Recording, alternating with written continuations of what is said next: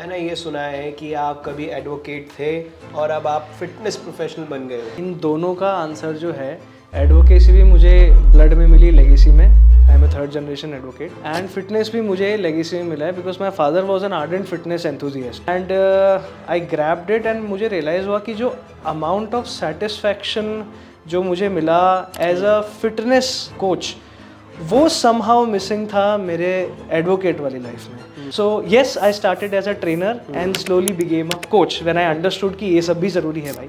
आज भी मैं ये तो नहीं कहूँगा सभी, पर बहुत सारे लोग ऐसे हैं जो एक फिटनेस कोच को एक बहुत रिस्पेक्टेबल करियर नहीं मानते हैं। और उसका रीज़न ये है कि अभी भी फिटनेस में एजुकेशन की कमी है। हमारे पास बहुत ज़्यादा क्वालिफाइड या सर्टिफाइड कोचेस नहीं हैं, इसलिए वो रिस्पेक्ट की कहीं ना कहीं कमी थी। That tag of a trainer और just a coach was not respectable enough.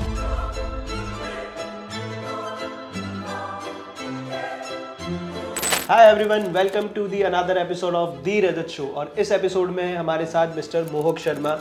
He is the director of Multifit Vaishali Nagar and the director of Classic Fitness Academy Jaipur. And Mohak, मैंने ये सुना है कि आप कभी एडवोकेट थे और अब आप फिटनेस प्रोफेशनल बन गए हो। ऐसा कैसे, मतलब from advocacy to fitness world? थोड़ा बताएं इसके बारे में। इन दोनों का आंसर जो है, एडवोकेसी भी मुझे ब्लड में मिली, लेगेसी में। I am a third generation advocate. And fitness भी मुझे लेगेसी में मिला है because my father was an ardent fitness enthusiast. तो मतलब even till his later ages he still is. तो ड्यूरिंग दैट पीरियड जब मैंने एडवोकेसी चालू की थी, उस टाइम पे मैं खुद भी बहुत लाइक एक तरह से फिटनेस फैनेटिक बोलते हैं ना अपन, वैसा था कि यहाँ से वहाँ हो जाए दुनिया, लेकिन जिम जाना नहीं मिस कर सकते। तो ऐसे में मेरे सामने एक अपॉर्चुनिटी आई कि ऐसे ट्राई करके देखते हैं कि यार एक ट्रेनर का लाइफ कैसा होता है। somebody gave me an opportunity and I grabbed it. And मुझे रियलाइज़ हुआ कि जो अमाउंट ऑफ सेटिस्फैक्शन जो मुझे मिला एज अ फिटनेस कोच, वो समहाउ मिसिंग था मेरे एडवोकेट वाली लाइफ में। तो वो सेटिस्फैक्शन लेवल इतना ज़्यादा होने की वजह से आई थॉट कि let's give it a try. Because दोनों ही स्किल हाथ में है, एक काम नहीं किया तो दूसरा तो हमेशा काम किएगा। बट भगवान की दया से दिमाग भी चला, एप्टीट्यूड भी बिल्ड हुआ एंड पीपल स्टार्टेड रिकॉग्नाइजिंग कि यार you are a good fitness coach. आप पढ़े लिखे हो, आपको साइंस पता है, आप पढ़ के अप्लाई करते हो। तो that was something that my people did not see before. मतलब जिस एरिया में मैं ट्रेन कर रहा था, तो मुझे ऐसे प्रॉमिसिंग लगा कि हाँ यार, अगर बिना कुछ बहुत ज़्यादा समय बिताए अगर इतना अच्छा रिस्पांस मिल रहा है तो थोड़ा सीरियसली कर लेंगे इस काम को, तो बहुत ही अच्छा रिस्पांस मिलेगा। फर्स्टली। सेकेंडली, जब मैंने ये फील्ड ज्वाइन की थी तो fitness was on a boom अपने शहर में। तो मुझे लगा कि आप एक एंट्री लेवल एडवांटेज होता है, बिकॉज मैंने अपना क्वालिफिकेशन किया था BCom LLB honours, criminal honours. तो हमने मैनेजमेंट में पढ़ा था कि कोई भी काम मार्केट में जब आप नया शुरू करते हो, एंट्री लेवल एडवांटेज होता है। आपके पास बहुत सारे प्लेयर्स नहीं होते, तो आपको फ़ायदा मिलता है if you are doing the right things. तो वो एक थोड़ा सा बुद्धि लगाई मैंने कि यार इस टाइम पे अगर घुस गए फील्ड में तो काफ़ी ज़्यादा फ़ायदा होने वाला है। तो that's what I did. Okay, so मुझे आप एक चीज़ बताइए। आप एडवोकेट भी हैं, ठीक है, आप एक फिटनेस कोच भी हैं, ठीक है, आप एक एजुकेशनिस्ट भी हैं। आपको रजत शो में आके कैसा लग रहा है? बड़ा अच्छा लग रहा है। मैं बचपन से सपने देख रहा था कि कब मैं आपके सामने आके इस तरह से पॉडकास्ट दूंगा and this is my day. देखो, लोगों का बचपन से सपना होता है। मैं कह रहा हूँ तुमसे, जल्दी जल्दी से मेरे को मेल कर दो, तुम्हें भी बुला लूंगा मैं फटाफट से। चलो, जोक्स अपार्ट मोहक। सो बहुत सारे लोगों का एक सवाल होता है यूजुअली कि हम जब ट्रेनर बनते हैं, कोच बनते हैं, है ना, तो हमारी कमाई कितनी होगी, हम कितना कमा लेंगे।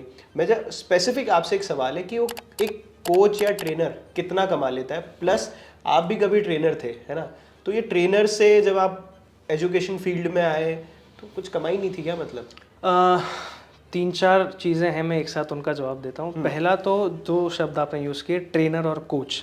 ये दोनों थोड़े से अलग हैं, मैं बता दूँ, बिकॉज ये इंटरचेंजेबली यूज़ होते हैं। सी, ट्रेनर का काम मात्र ट्रेनिंग देना है वहाँ पे। उसके लेफ्ट राइट आगे पीछे क्या हो रहा है वो बहुत ज़्यादा उसका कंसर्न नहीं होता ट्रेनर का।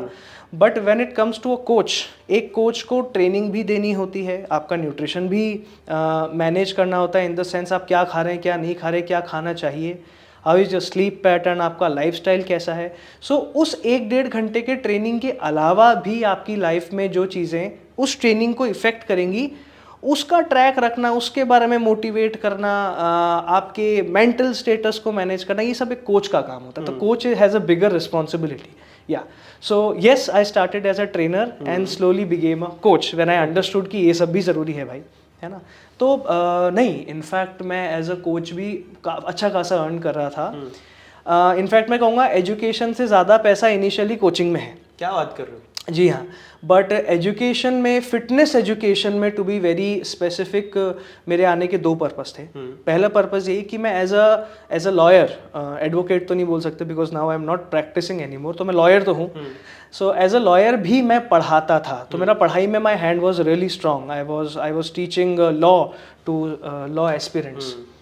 तो एक वो एक्सपीरियंस था. Secondly there was a big loophole, एक बहुत बड़ा जिसे आप कह सकते हैं डर्थ था एजुकेटेड फिटनेस प्रोफेशनल्स का. I as a coach and I as a gym owner understood this fact कि जब तक किसी पर्टिकुलर सोसाइटी में किसी फील्ड में एजुकेशन नहीं डेवलप होगा, उस सोसाइटी में उस पर्टिकुलर फील्ड के प्रोफेशनल अच्छे से डेवलप नहीं हो सकते, सर्विसेज बेटर नहीं हो सकती, एंड जो एक ओवरऑल रिस्पेक्ट होता है ना किसी प्रोफेशन का, वो बिना एजुकेशन के पॉसिबल नहीं है. आप अगर देखोगे आज भी मैं ये तो नहीं कहूँगा सभी, पर बहुत सारे लोग ऐसे हैं जो एक फिटनेस कोच को एक बहुत रिस्पेक्टेबल करियर नहीं मानते हैं. और उसका रीज़न ये है कि अभी भी फिटनेस में एजुकेशन की कमी है. हमारे पास बहुत ज़्यादा क्वालिफाइड या सर्टिफाइड कोचेस नहीं हैं, इसलिए वो रिस्पेक्ट की कहीं ना कहीं कमी थी. एंड मैंने सिंस एक बहुत ही respected field, noble profession, lawyer, advocate से शिफ्ट किया था, तो मेरे साथ भी ये बहुत बड़ा चैलेंज था कि people were not, my own family was not able to respect it कि आप तू ट्रेनर है ना. तो मैंने कहा तो ट्रेनर है तो क्या हुआ, वो भी एक प्रोफेशनल है, उसका भी बहुत इंपॉर्टेंट काम है, किसी इंसान की हेल्थ फिटनेस पे काम कर रहा है. तो that tag of a trainer और just a coach was not respectable enough. तो मैंने खुद ने अपना रिस्पेक्ट बढ़ाने के लिए पहले खुद को एजुकेट किया, पढ़ा. I was an internationally certified trainer and then I thought कि ये मेरे तक ही क्यों सीमित रहे, ये सब पे क्यों ना जाए. बड़े सिटीज़ में ऑलरेडी एजुकेशन पे काम हो रहा है फिटनेस में. Jaipur being a tier 2 city, यहाँ पे काम नहीं हो रहा था बहुत ज़्यादा. देन आई थॉट कि कोई नहीं कर रहा, चलो I have to do it. So that's how I came into education and by God's grace इसमें भी अच्छी खासी कमाई अब है. But initially when you start an education institute, specially fitness जैसी फील्ड में, it's very very difficult to convince people कि भाई इसकी पढ़ाई होती है, इसमें तुम पैसा लगाओगे तो तुम्हें भी रिटर्न मिलेगा. क्योंकि एक बार जो कमाने लग जाता है ट्रेनर, जो महीने के 25-30 हज़ार रुपये, 40 हज़ार कमा रहा है, बड़ा कंफर्टेबल हो जाता है. लाइक यार अब क्या ज़रूरत है, कमाई हो रही है ना. बट वो ये नहीं समझता कि वो थोड़ा सा इन्वेस्टमेंट करके वो 50 हज़ार को 1 लाख 1.5 लाख तक लेके जा सकता है. सो वहाँ इनिशियली थोड़ा स्ट्रगल होता है. But now I think people are understanding how important education. चीज बोली कि आपके पेरेंट्स ने भी बोला कि यार तू ट्रेनर है, कोच है. अब आपने रिस्पेक्ट अर्न करने के लिए तो you entered into this field कि आप पढ़ाने लग गए, एजुकेशन में आ गए, सब कुछ आ गए. But what about those trainers जो एक्चुअल में यहाँ से एजुकेशन करके जा रहे हैं या सर्टिफिकेशन करके जा रहे हैं आपके पास से, तो फिर वो भी, उनको भी मार्केट में यही बोला जाता होगा कि यार आप तो ट्रेनर हो. मतलब how they can actually earn there respect. Also उनके पेरेंट्स, उनके रिलेटिव्स भी यही बोलते होंगे कि तू तो ट्रेनर है. मतलब you तो changed your life. What about those people?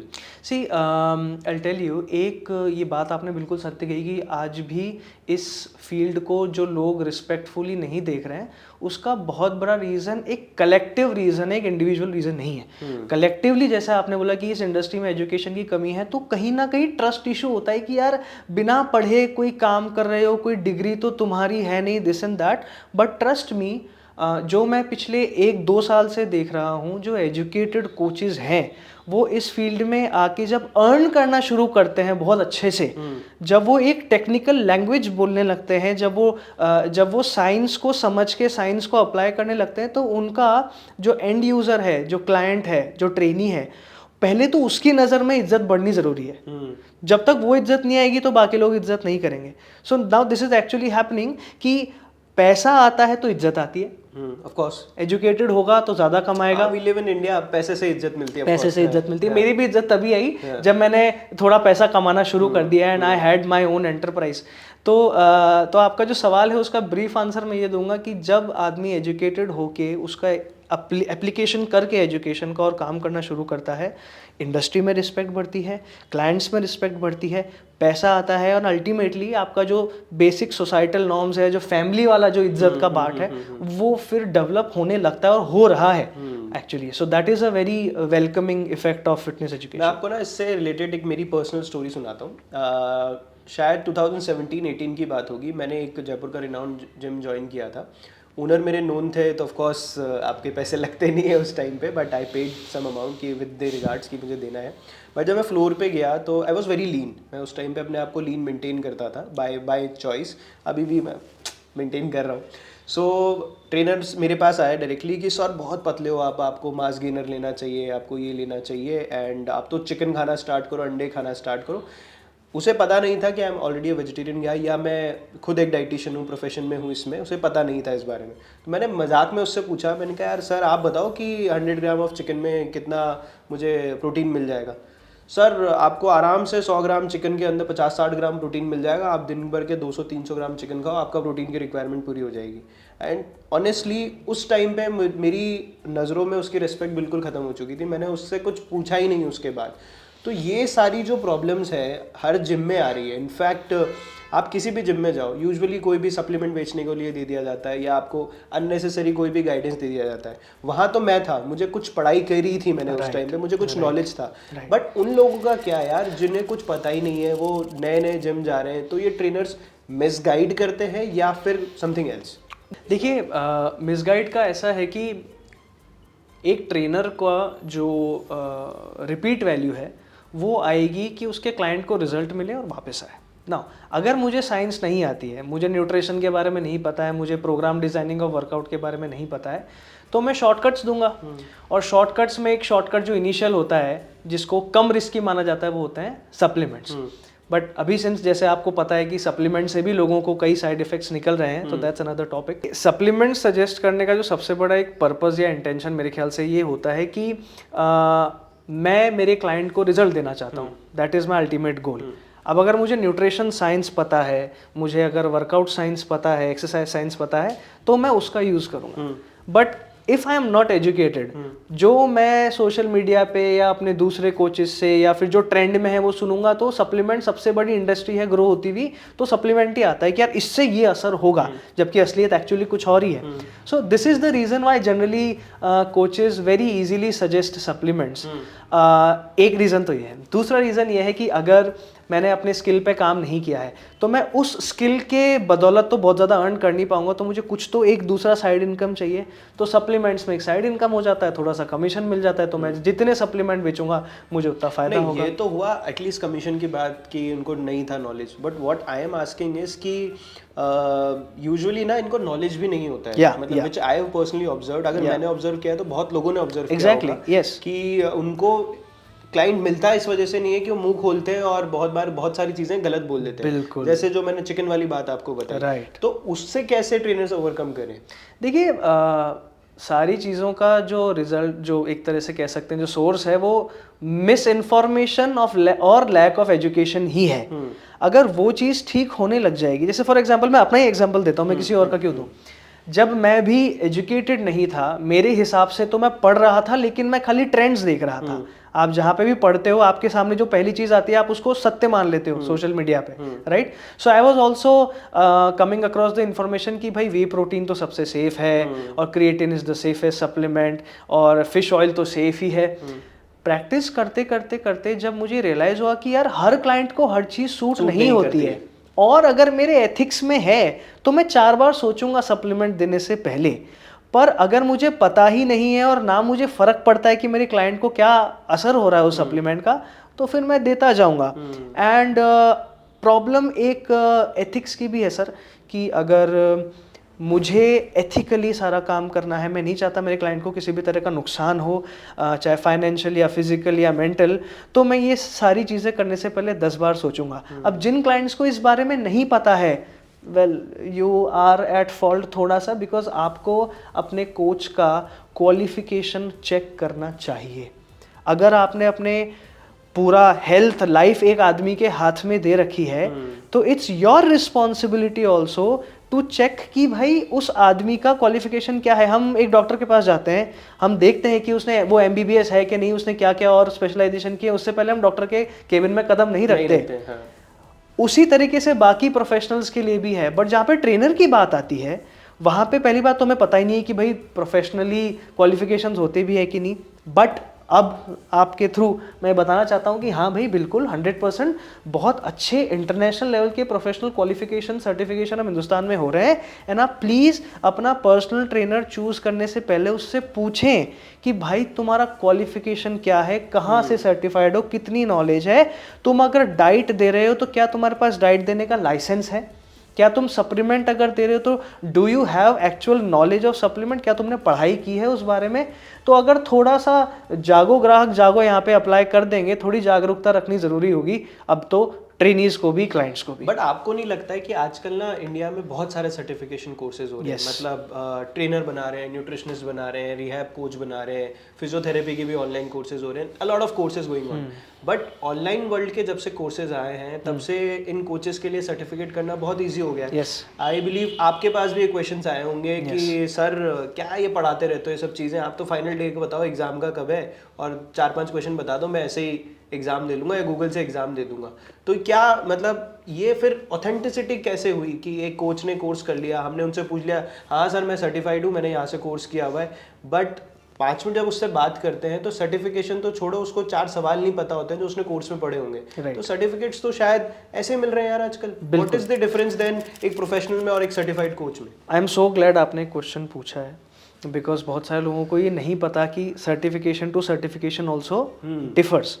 ठीक है, अब जैसे किसी हम स्कूल या कॉलेज की बात करते हैं, हम अच्छा स्कूल मानते हैं कि अगर ICSE या CBSE से अफिलिएटेड हो तो।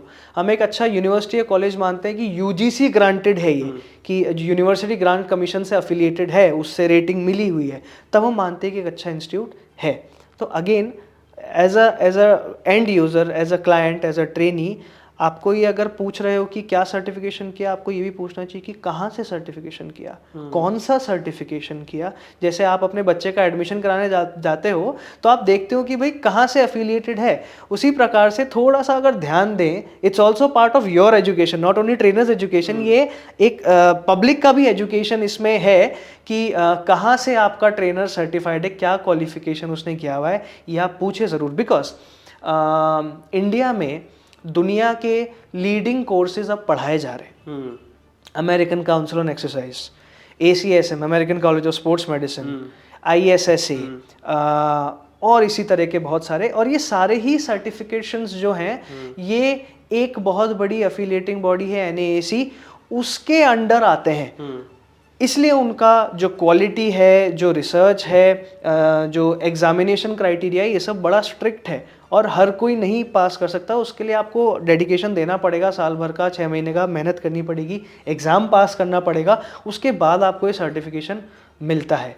तो सर्टिफिकेट्स तो बहुत सारे, पर आपने कहाँ से किया है वो भी एक बहुत बड़ा क्वेश्चन हो जाता है, और ये सवाल हमको बहुत पूछा जाता है। तो हम भी यही फ़र्क दिखाते हैं कि देखो ये सर्टिफिकेशन आपको एक इतना बड़ा सर्टिफिकेट प्रोवाइड करा रही है ये कंपनी, पर 5,000 रुपये में आप एक सर्टिफाइड पर्सनल ट्रेनर बन रहे हो 1 हफ्ते की ट्रेनिंग करके, और आप एक 6 महीने का कोर्स कर रहे हो, सर्टिफाइड पर्सनल ट्रेनर बन रहे हो, जिसमें 50,000, 60,000, 70,000 रुपये फीस है। तो क्वालिटी आप खुद सोच सकते हैं क्या होती है। सुमोक भाई, मज़ा आ रहा है आपके साथ बात करते हुए कि इतनी सर्टिफिकेशन पे ज्ञान मिल रहा है हमें, अब पता चल रहा है कि यार ट्रेनर फील्ड भी एक्चुअल में कितना इंपॉर्टेंट है और ट्रेनर और कोच में क्या डिफरेंस होता है। सो thank you for telling me all these things, और जितने भी लोग देख रहे हैं ये सब चीज़ें। बट मुझे एक चीज़ बताओ आप, यार आप जिम ओनर हो, ठीक है, मैं भी किसी जिम में जाता हूँ तो भी मुझे बहुत बार लगता है यार ये सर्टिफाइड तो बता रहे हैं अपने आप को, बट आई डाउट कि इसमें सर्टिफिकेशन किए होंगे। तो क्या एक जिम ओनर की गलती नहीं है कि वो बिना लोगों को देखे हुए, इंटरव्यू पे बिना करे, वो लोगों को हायर कर रहा है एज अ ट्रेनर और लोगों की हेल्थ के साथ खिलवाड़ करने दे रहा है? प्लस बहुत सारे बच्चे ऐसे होते हैं यार जो 10th पास करते हैं, 12th पास करते हैं, और उन्हें कुछ अर्न करना होता है, दे आर राइट, उन्हें अपना घर चलाना है, पर्सनल पेट भरना है, बहुत सारी चीज़ें हैं, बट बिना कोई पढ़ाई किए वो फ्लोर पे आ जाते हैं। I observe this personally. मैं जिस जिम में मैंने अपना करियर स्टार्ट किया था इन 2014, वहाँ पे एक्चुअल में ही होता था कि आपको बता दिया जाता था कि ये चेस्ट प्रेस है, इस पे बैठो, यहाँ पे प्रेशर फील होना चाहिए आपको, तो ये आपकी चेस्ट प्रेस है और मशीन की सेटिंग तेरे को 2 नंबर पे रखनी है, 3 नंबर पे रखनी है। बट ये नहीं बताया जाता था कि एक पेक्टोरियल मेजर है, पेक्टोरियल माइनर है, यहाँ पे इतने फिब्रॉइड्स होते हैं, ये ऐसे काम करेगा। तो बिना उसे ये सब चीज़ें पता हुए एक जिम ओनर रख रहा है, तो उसकी गलती नहीं है ये सब। एब्सोल्युटली, ये रिस्पॉन्सिबिलिटी सबसे बड़ी जिम ओनर की है जो किसी कोच को हायर कर रहा है। पर जैसे मैंने आपको बोला कि अभी ये एक इवॉल्विंग फील्ड है, बहुत सारे कोचेस सर्टिफाइड हैं, बहुत सारे सर्टिफाइड नहीं भी हैं, और कहीं ना कहीं कॉस्ट कटिंग करने के चक्कर में एक gym owner non certified trainer भी रखता है। बिकॉज अगर मैं सर्टिफाइड हूँ, I will ask for more money, if my owner has more money he will offer me more money. अगर जिम ओनर के पास बहुत कैपिटल नहीं है तो वो एक नॉन सर्टिफाइड ट्रेनर भी लेके आएगा। तो येस, इस चीज़ पे थोड़ा सा आई थिंक इंडस्ट्री को इवॉल्व होने में ज़रा सा टाइम लगेगा कि हमारे जिम ओनर्स इतने अवेयर हैं या फिर इतना एथिकली काम कर रहे हैं। कुछ जिम ओनर्स हैं जो इस चीज़ को बहुत ज़्यादा, मैं आपको एक छोटा सा स्विच बताऊं जो आ रहा है कि आज से 3-4 साल पहले हमारे पास फ़ोन आता था किसी जिम ओनर का कि सर ट्रेनर चाहिए है क्या, अच्छा दिखना चाहिए, बॉडी ऐसी होनी चाहिए, शक्ल ये होनी चाहिए। बट अब 10 में से 8 जिम ओनर्स का जो अब मैसेज या कॉल आता है कि सर 2-3 सर्टिफाइड ट्रेनर भिजवा दो, 2-3 पढ़े लिखे ट्रेनर भिजवा दो। यूजुअली होता है जो दिखता है वो बिकता है। एग्जैक्टली, है ना। बट अब थैंक्स टू सोशल मीडिया ये चीज़ पता लग रही है कि सर्टिफाइड होनी चाहिए, सर्टिफाइड होनी चाहिए, सर्टिफाइड होनी चाहिए, तो लोग भी आके अब पूछने लगे हैं। तो अगर 3-4 साल में इतना बड़ा डिफरेंस है तो भगवान करेगा कि 2-3 साल में और अच्छा इसमें इजाफा होगा कि लोग सर्टिफाइड ट्रेनर्स ही मांगेंगे खुद की सेफ्टी के लिए, और जिम ओनर्स भी सर्टिफाइड ट्रेनर्स को ही रखेंगे ताकि उनका जिम एक सेफ वर्कआउट एनवायरनमेंट दे सके, रिस्की नहीं। अभी ना आपने एक कॉस्ट कटिंग की बात करी थी जिम में ना, आप जिम ओनर हो तो मुझे अंदर से आ रहा है यार पूछ लूँ क्या इंडिया में एक्चुअल में जिम सक्सेसफुली प्रॉफिट कमा रहे हैं, या ये सिर्फ एक बिजनेस बन चुका है कि लोग अपना पैसा इधर से उधर, you know what I am trying to ask. पोल खुल हो गया जब सारी इंडस्ट्री की। देखिए, I have seen gyms opening at a very large scale and shutting down due to bad management. तो आप ये कहना चाहते हो कि आई थिंक छोटे जिम ज़्यादा प्रॉफिट कमाते हैं comparatively any brand franchise? Sadly yes, मैं ये 100 में से 100 केसेस में तो नहीं है, पर एक छोटा जिम होता है तो उसका रनिंग कॉस्ट भी कम होता है, एक कैपिटल इन्वेस्टमेंट भी थोड़ा सा उसमें कम होता है, तो वो रनिंग में आ जाता है और थोड़ा बहुत प्रॉफिट दे जाता है।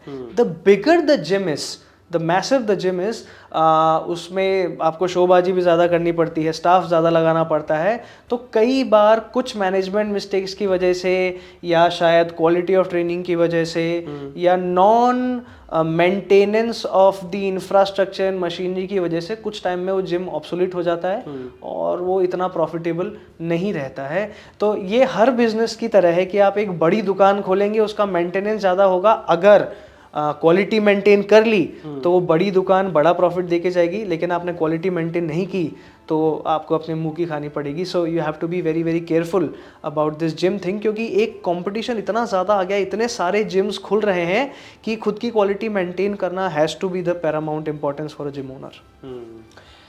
सो यूजुअली ना एक चीज़ और बोली जाती है कि नॉर्मल आदमी जब जिम जा रहा है ना, तो चाहे उसके डॉक्टर ने उसे रिकमेंड किया है या उसके डाइटिशियन ने रिकमेंड किया है या किसी भी न्यूट्रिशनिस्ट ने या उसकी हेल्थ की वजह से वो जा रहा है वहाँ पे, तो उसे फिटनेस और हेल्थ में डिफरेंस नहीं पता होता है। प्लस यूजुअली वहाँ जाते ही उसे बहुत सारी चीज़ें बता दी जाती है, बॉडी बिल्डिंग उसे दिखती है अलग, कोई अलग कार्डियो सेक्शन में कुछ कर रहा है, कोई वेट लिफ्टिंग सेक्शन में कुछ कर रहा है, कोई हु हा करके एक्सरसाइजेस कर रहा है, और जाते ही उसे बोल दिया जाता है आपको ये लेना है ये लेना है, बिना कुछ भी उसके पैरामीटर्स चेक किए हुए।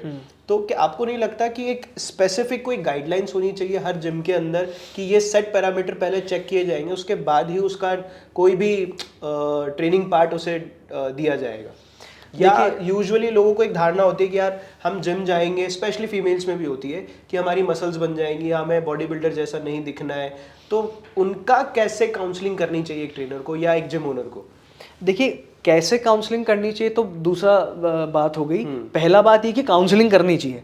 हम ना तो उससे पूछते हैं कि उसका एक्चुअली स्टेटस क्या है, कैपेसिटी क्या है, मेडिकल हिस्ट्री क्या है, फलाना फलाना। आपके क्वेश्चन से ना मैं एक थोड़ा सा डिविएट होके ना, पहले जो ये वीडियो देख रहे हैं उनको ये बताना चाहता हूँ कि शायद आप ये ना चेक कर पाएँ कि उसका एजुकेशन क्वालिफिकेशन क्या है।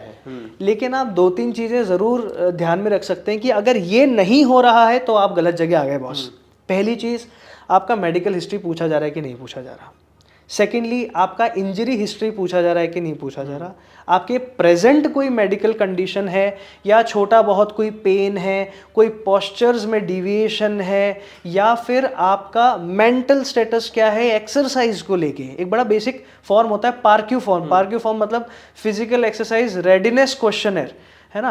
तो रेडी कितने हो आप फिजिकली और मेंटली एक्सरसाइज चालू करने के लिए, वो जब तक नहीं पूछा जाएगा तब तक आप कभी भी एक सही नोट पे अपना फिटनेस जर्नी शुरू नहीं कर पाएंगे। तो एटलीस्ट ये 3-4 चीज़ें एक मेंबर को, एक ट्रेनी को ध्यान में रखनी चाहिए कि आपका मेडिकल, एक्सरसाइज, मेंटल हिस्ट्री, ये सब पूछा जा रहा है बिफोर स्टार्टिंग योर वर्कआउट। सो अगर वो पूछा जाता है तो आई थिंक ना तो सप्लीमेंट्स रिलेटेड कोई प्रॉब्लम आएगी, बिकॉज दैट शोज कि your trainers are educated and they know what they are doing. So I think ये एक बहुत सारी चीज़ों का समाधान हो सकता है।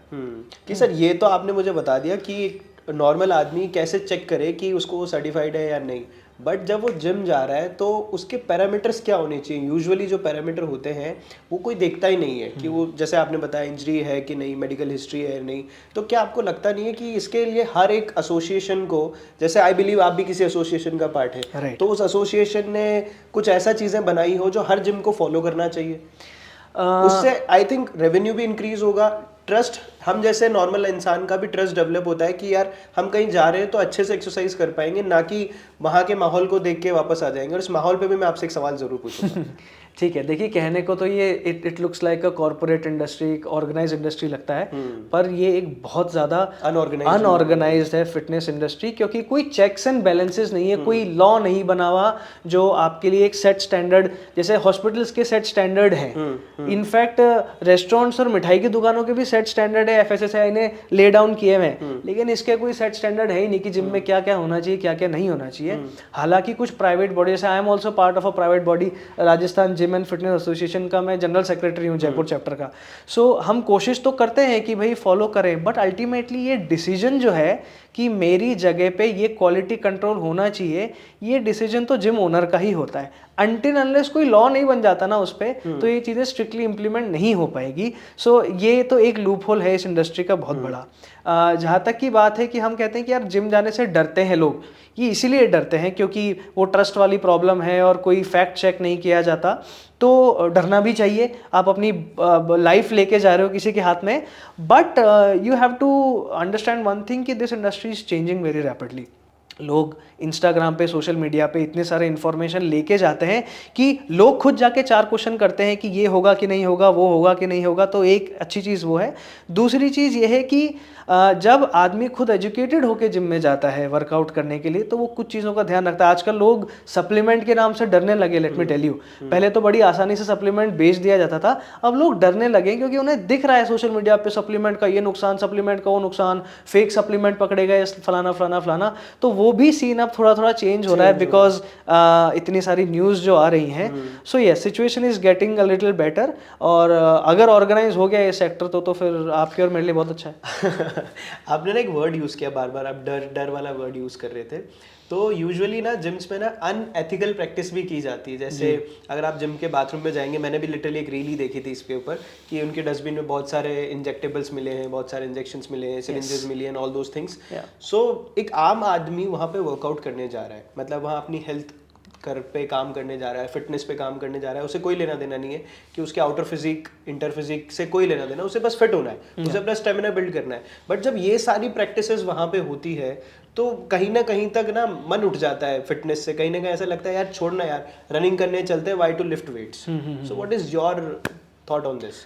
देखिए वो भी चीज़ जो है ना, मैं पर्सनली अगर मेरे पॉइंट ऑफ व्यू से देखूं तो मार्केट में ना 2 प्रकार के जिम है, जहाँ पे आपको हर एज ग्रुप के लोग दिखेंगे। 14 साल के लड़के से लेकर और 75 साल के आदमी तक वर्कआउट करना दिखेगा। और वो हर एज ग्रुप का आदमी वहाँ पे इसलिए क्योंकि उस पर्टिकुलर जिम ने एक ट्रस्ट बिल्ड कर लिया है।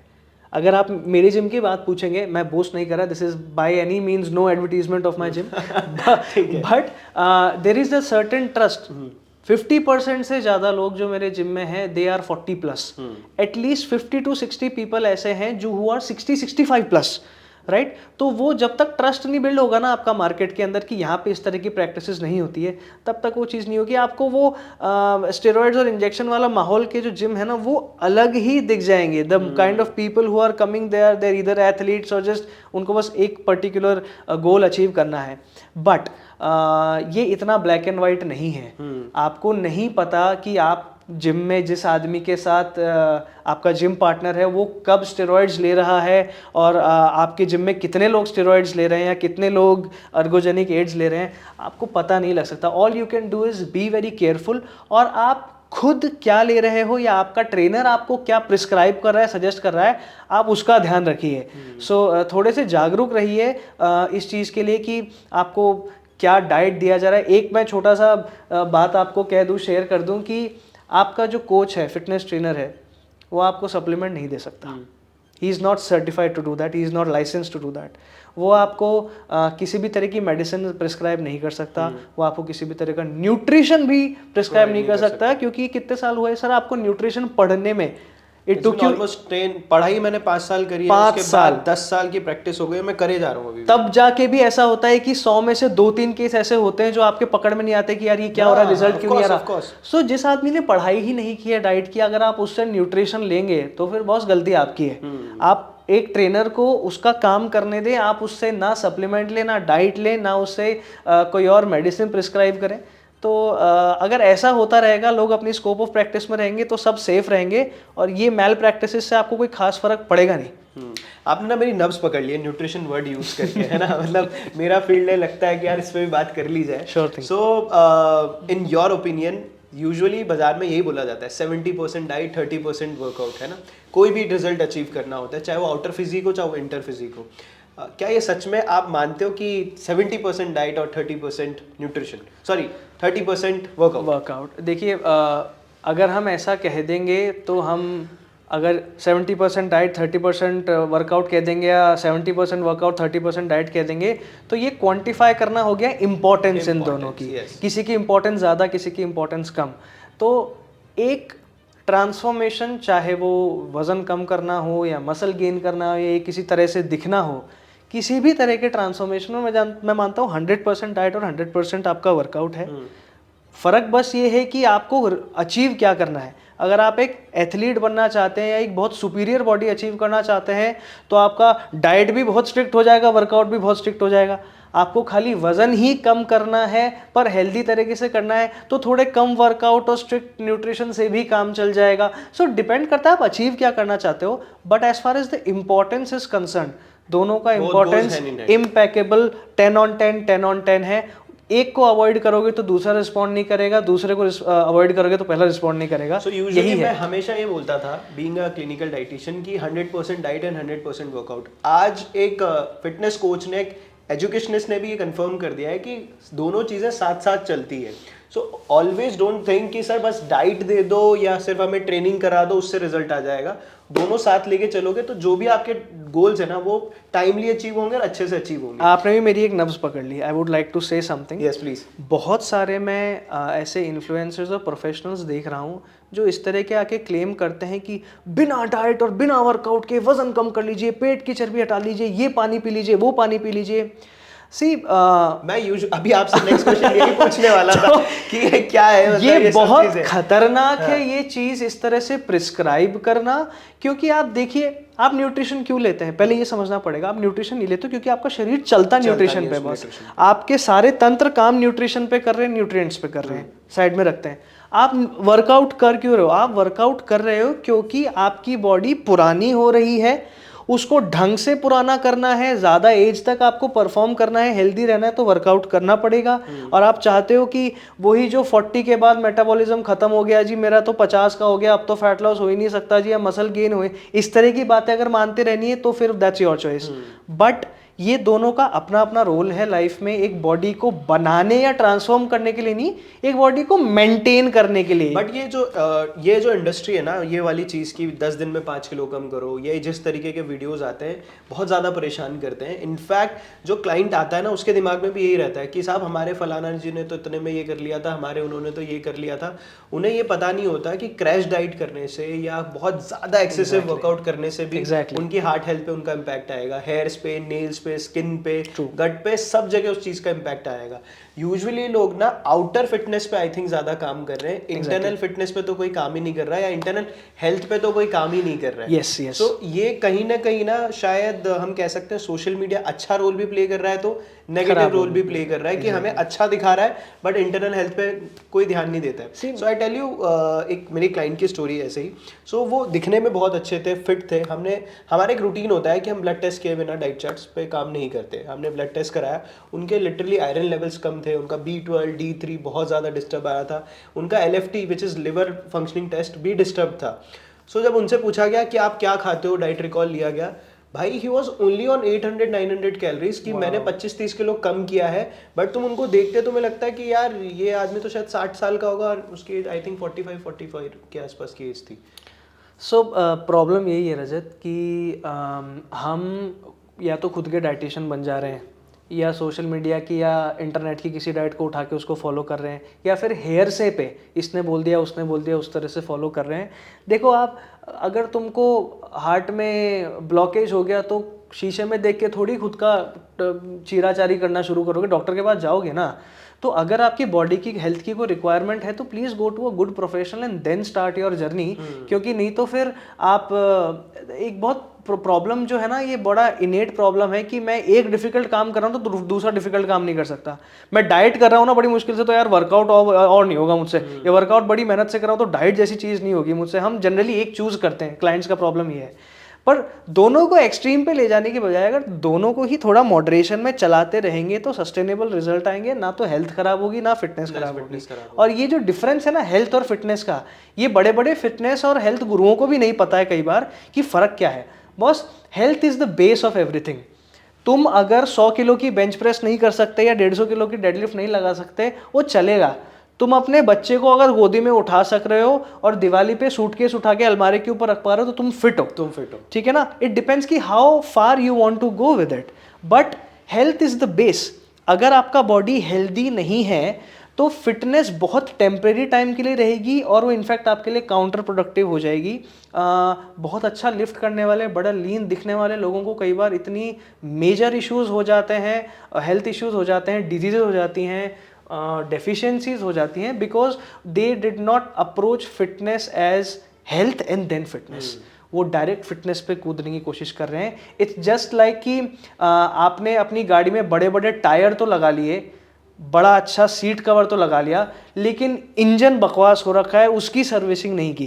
तो आप जब तक अंदर से इंजन को ठीक नहीं करोगे, वो जो ऊपर से जो दिख रहा है it is of no absolutely no use. Body builders कितना अच्छा दिखते हैं, but they have to go through extreme diets and extreme lifestyle, extreme workouts. आप उनका अगर हेल्थ पैरामीटर्स चेक करेंगे तो it is very disturbing. They don't live for long, most of them जो मेडिसिन वगैरह पे हैं।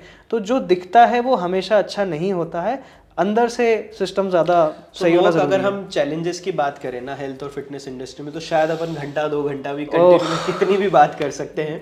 बट मैं आपसे एक चीज़ और पूछना चाहता हूँ, जितने भी लोग ये वीडियो देख रहे हैं, शायद स्टूडेंट्स या अपकमिंग इस इंडस्ट्री में आने वाले लोग जो सर्टिफिकेशन करना चाहते हैं या फिर जिम ट्रेनर या कोच बनना चाहते हैं, उनके पेरेंट्स को और उनको आप क्या मैसेज देना चाहते हो कि यार ये इंडस्ट्री कैसी है? देखिए, ये इंडस्ट्री उतनी ही नोबल है। सॉरी टू इंटरप्ट, बट वो बच्चा कितना कमा लेगा यार? Good question. 2 चीज़ों पे कि इंडस्ट्री कितनी अच्छी है, सेकेंडली हम उस पर आते हैं कितना कमा लेगा। देखिए, मेरा जो काम था पहले, मैं was a lawyer, I started with a monthly salary of 90,000 rupees. I was working for a California based IT company as a lawyer. तो वो छोड़ के अगर मैं इस फील्ड में आ रहा हूँ, I was a fresher by the way, मैं तब की बात कर रहा हूँ जब मैं पास आउट हुआ था एज अ लॉ ग्रेजुएट। तो अगर मैं इतना बड़ा सैलरी छोड़ के अगर इस फील्ड में आ रहा हूँ तो कुछ तो सोच समझ के आया हूँ।